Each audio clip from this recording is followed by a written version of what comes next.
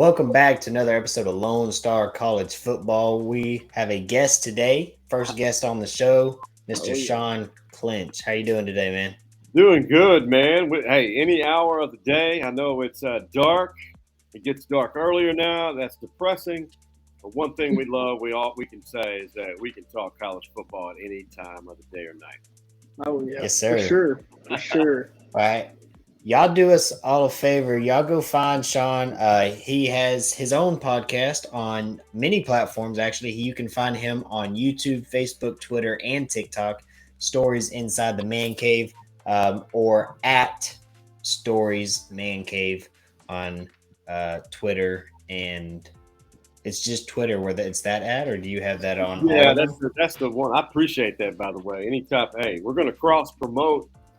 Hey, you doing this? We're gonna help each other out, all three of us. Oh yeah, man, we had Yes, a sir. blast. Absolutely. That was fun. This on is that video. I was just telling him before we started, I said, this is where you're getting into it, where we're getting that community where we can all over the state of Texas get on here and That's right. just talk That's some right. ball, man. That's what it's all about. So those water cooler talk shows where you just get to sitting around sit in a around man and cave and yes, enjoy sir. whatever beverage you like. We don't discriminate. Yes, sir.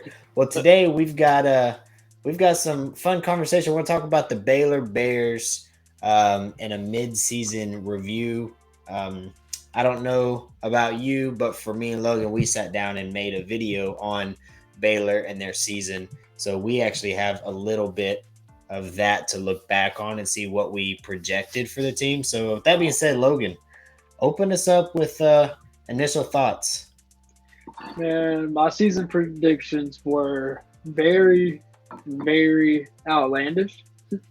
Is I think Okay. the best word to say compared to how it's going right now. I had the Bears losing one game, and that was, I believe it was Oklahoma State. Let me pull up my notes real quick. Yeah, I've got mine up. Let me see those predictions. Where we at? No, it was Oklahoma. And now I'm hoping that is the one game that we do not lose. The rest of the season, just come on. Picking up Just give momentum us- right now. They've got Dylan Gabriel They back. are. So, Yeah, They are. that's what I'm worried about. They didn't play great against Texas. They did not have Dylan Gabriel. Bevel, I believe is his last name. Yeah. Mhm.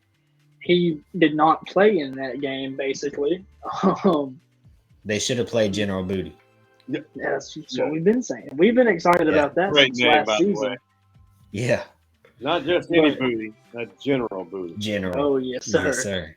Yes, sir. Not But- major. We're going all the rankings.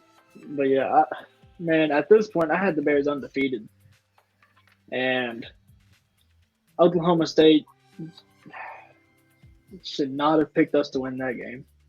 BYU, I feel like we should have won that game. Looking at how their season is going, I think that was more of a very young. I tell Christians all the time, I need to remember this is a very, very young skills team for sure. Yeah. Our offensive line and our defensive line are the oldest groups we got. They're not playing up to their expectations, but the defensive line is mainly because they're not sending pressure because they're trying to help the young secondary and everybody else. But we should have won that BYU game regardless. West Virginia should have won that one regardless. Man, it's hard for me to think that we should not be bowl eligible already. With one loss to Oklahoma State, I can understand that one. They came back with a vengeance this year from us beating them in the Big 12 championship. It's a very emotional game for them and for Baylor. It's just not the way I think the season should have been going. But you win some, you lose some.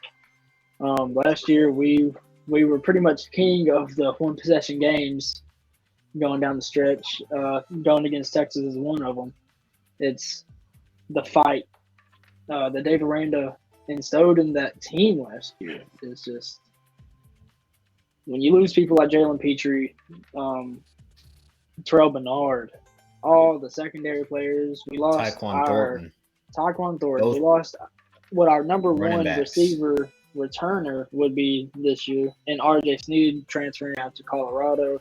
lost Abram Smith, Treston Edner. We lost everybody. It feels like as far as the skill position, and everybody gave Baylor a lot of hype this year because Blake Shapen was coming back, because we had the first or second best offensive line, defensive line in the Big 12 from last year, which you could argue either way. It's tough. I'm very frustrated. It's hard for me not to lose all hope for the season, but I think that we're going to hit a tough rest of our schedule. I feel like there's a lot of these games that we can come out and win. I hope we can win that Tech this week. Spread still hasn't moved from 2.5. I'm seeing right now. We go to Oklahoma. That could be a very tough game depending on how our defense plays. Then we got Kansas State, TCU at home, and then we travel to Austin to play in DKR Memorial Stadium on November 25th. Day after Thanksgiving, right? Or Saturday? Yeah. I can't remember. It's on a Friday. It's a Friday game. Morning after. Yeah. No. Yeah. After, yeah. But it's going to be tough sledding if we want to make a bowl game. It's kind of hard to try to figure out which games I think we're for sure going to win and which ones we're for sure going to lose. But Blake Shapen only has 9 starts. He's played in 13 games. He's not playing up to everybody's expectations this year. But, again, he has 9 college starts. Yeah. And I have to remember that. He's a redshirt sophomore. All of our skill players are new, young, haven't played with Blake much, if at all. And I don't know. Every time I think about that, it's like, okay, we're not doing bad. We're not doing bad. But I'd like to see a couple more wins on the schedule. Yes, sir. You know, Shawn, what do you think? Well, I think Baylor, honestly, great team last year. Dave Aranda did a phenomenal job of what he did, and I'm still envisioning this much between the 12 championship.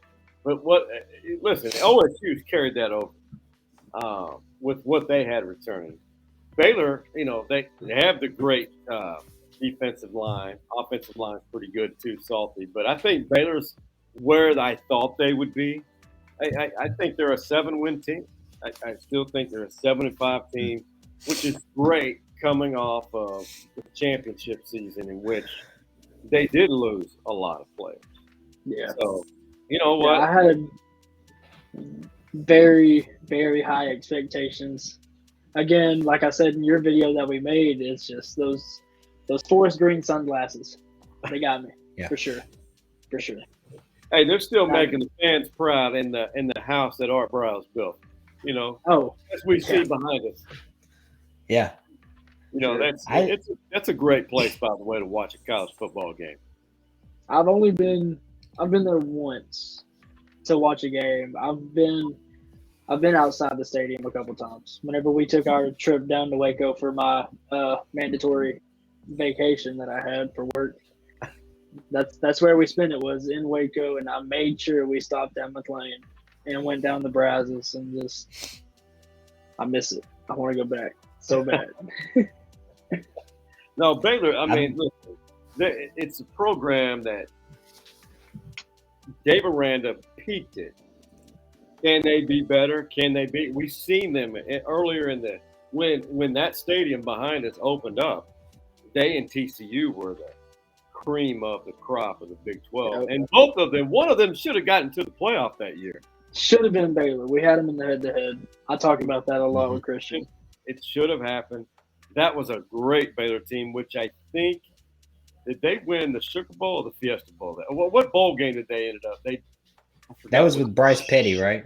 Bryce Petty. Sugar Bowl, I believe. I believe we played Michigan State, if that's the same year. I think it was the Alamo Bowl, maybe. Possibly. Well, the Sugar Bowl. No, it should have been the Sugar Bowl. If you win the Big 12, the highest ranked Big 12 team non-playoff plays in the Sugar Bowl against the highest ranked non-playoff SEC team. Because I thought the Michigan State. That's the Sugar Bowl. So it would have had to be the Alamo Bowl because Michigan State's in the Big 10. No. That was the Sugar Bowl in 2014 was one of the playoff games. So that was Oklahoma, Alabama. Oh, okay. Yes. So 2014, they were Big 12 co-champions. Oh, they lost in the Cotton Bowl to Michigan State. Yep, our kicker got messed up on a block kick that they Yeah. returned. Messed up bad. I can see Callahan. That was his last name. It was Callahan. I can just see him getting rocked and folded right onto his back. Still. That was interesting. But as far as moving forward, they're a bowl tag team. If they get to 7 wins, I think Baylor, that's a successful year for them. Really do. At this point, I'll take the Texas Bowl. Yeah. Hey, and you know, the Big 12 does well in bowl games, period. We do. We did great last year.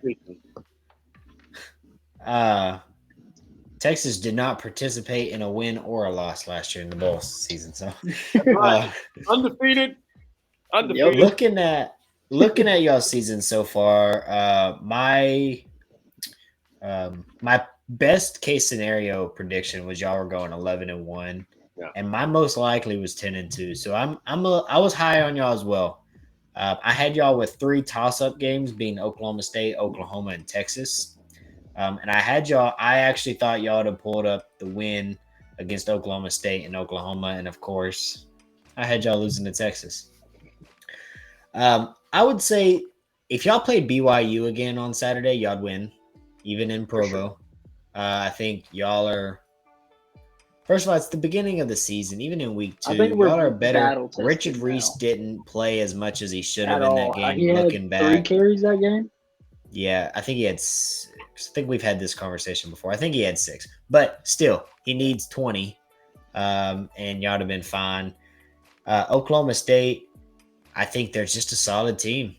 They've now gone and been able to beat Baylor and Texas. They're gonna play Oklahoma here in a few weeks. They're gonna play They already lost to TCU. They lost to TCU, but in double overtime. So I think we've just seen that they're a pretty good team. Y'all are 4-3 right now, right? So 7-5. I hate to say it, but 7-5 is probably a realistic goal. But with that being said, y'all have to beat Tech. If y'all lose to Tech this week, I'd say 6-6 becomes likely because Oklahoma's rolling, K-State's rolling, TCU's rolling, and y'all play Texas at home. I bet you would. Playing Texas at home. If it was in Waco, I'd feel worse about our chances in that game. So 7-5 might actually be a pretty good season, and y'all just be kicking yourselves in the tail for losing to BYU because really y'all had an 8-4 season. And but it was in West Virginia. That's a tough play in West Virginia. It was an 11. Was that a 2:30 game or was that a night game? It was 11. Oh, it was 11. So y'all got Tech at night this week. The season's still out there. Big 12 chances are still there. Yeah. But if you lose, there won't be a 3. You won't lose 3 Big 12 games and have a chance. Like Oklahoma. I mean, we might have a chance. It's very, very slim. Might. The odds of TCU dropping 3. Well, they still got to play Texas and Baylor. They'll have one more. Somewhere. Yeah, but you would need TCU to drop 2 or 3. You need Kansas State to lose 2 more. You need Oklahoma State to lose 1 or 2 more. I mean, it's possible, but I don't think I like those odds very well. But we will wrap this up. Try to keep it short. And man, Shawn, we appreciate you coming on here with us today. Man. No, let's do it again. Let's do it again. I know we just started this relationship, and you mentioned the community, the podcasting community, especially those who love college football, college sports in the great state of Texas. It's a very close knit, and you'll notice it because almost everybody has a podcast nowadays, and it's fun to share content and ideas and also have these conversations. But you know, when you think about it, I'll say this is the last statement. I think Baylor, in my opinion, Baylor and Texas, I thought Texas would be an 8-4 team. I thought Baylor would be 7-5 right there. Because I thought a marked improvement would be 8 wins for Texas. mean, Yeah. 3-win difference. That's pretty significant. Yeah, that's nothing to be ashamed of. Absolutely not. Sure. You guys know your stuff, and you guys make it fun too. We try to act Appreciate like it that. anyways. Yeah, absolutely. Let's Fake do this it, more make it. often. Yes, sir. Well, hey, if y'all made it this far, Life. yeah. If y'all made it this far, we sure do appreciate y'all rocking with us. Once again, we're joined today by Shawn Clynch. Stories Inside the Man Cave on YouTube, Facebook, Twitter, and TikTok. Y'all can find him at L Patterson _3. You can find me at Christian H _88. You can find our channel on TikTok and on Twitter and YouTube at Lone Star _CFB. And you can find Mr. Shawn at Stories Man Cave. Appreciate y'all. Till next time. See you, boys. Sir.